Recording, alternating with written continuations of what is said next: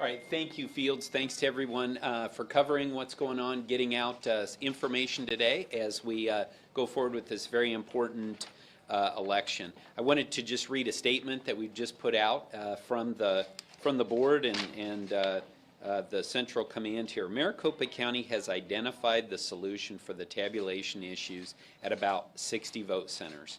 County technicians have changed the printer settings, which seem to have resolved the issue. It appears some of the printers were not producing dark enough timing marks on the ballots. The solution has worked at 17 locations, and technicians deployed throughout the county are working to resolve this issue at the remaining locations.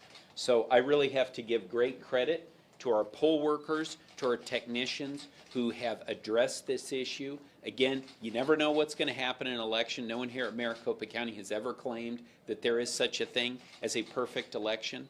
And so we had the technicians out there. They looked at it and determined that this has been a printing issue. So again, we were at a high point of around 60 vote locations that were having this issue. So as you heard, it's declining now. We're down probably into the low 40s, and we anticipate that that's going to continue to improve.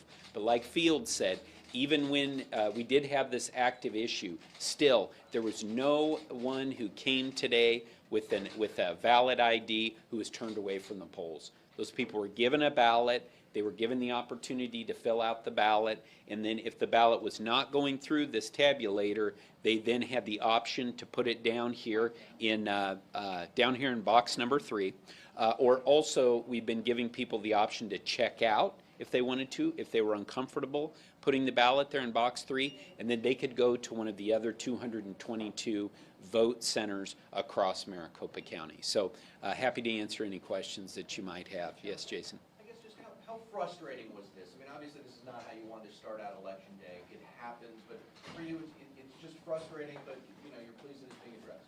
Yeah, no, I mean, there's no question that's frustrating, but again, really important for people to understand that all those vote locations, they opened on time, so it wasn't, wasn't a case where people were showing up and the doors were locked, but they were coming and they were not able, some of these people not able to feed it into the tabulator. It's frustrating, but that's why I'm so grateful for all the people who worked on this. This was a tough issue. People were trying to figure it out, and now that we've got a solution, really pleased. But again, even when we had this and we hadn't figured out the solution, people were still able to vote. It was just a matter of maybe not, voting in the way they wanted to. Also, this putting their ballot here in box 3 and then bringing it down here for central tabulation later tomorrow, that's how a majority of the counties in Arizona, they vote that way. People go into their polling place or vote center, vote there, and then the ballot is sent into their central tabulation. Yes?